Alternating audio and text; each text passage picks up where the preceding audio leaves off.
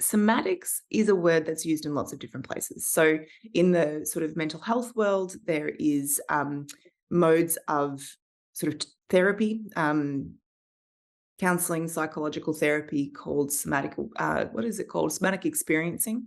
There is a lot more talk around somatic movement. And somatic often just refers to of the body, right? Somatic practices in the counseling world, for instance, can be anything that relates to the body.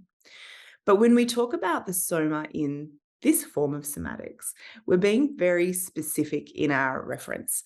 And it really isn't just the body. It's not saying, well, this is of the body. It's very much talking about that way of experiencing ourselves that we only have access to, that takes in the fullness of what it is to be human. So that experience of ourselves from the inside out, recognizing that we have this capacity to interocept, which really just means notice changes within our own body, which includes like, what's my emotional tone like? What's my mood? How do I feel? What's the experience of my sort of physicality, my movement, the quality of that movement, whether it feels smooth or jerky, whether it feels kind or cruel.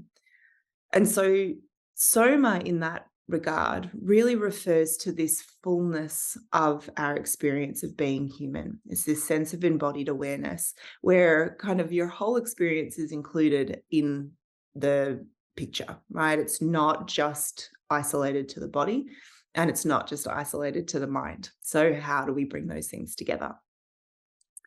And like I said, this way of experiencing ourselves really draws on and deepens our ability to interocept, right? To feel and sense and sometimes give words to, but not always, what is going on in our inner world.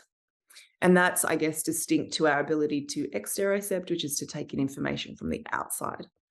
And those things can sometimes go together as well. So one of the things that I'm sure that you all sort of experience as movement, and I think Addie said that there was mental health professionals in the room as well, is that sometimes having people be able to articulate their inner experience is very tricky. And sometimes people will even say to you, I don't know what I feel. And I really like somatics for that capacity that it has to help us deepen our ability to interocept and to be able to notice sometimes the simplicity of that, right? That it actually doesn't have to be complex, that it can be as simple as noticing, oh, that feels, tighter, and now I've moved it.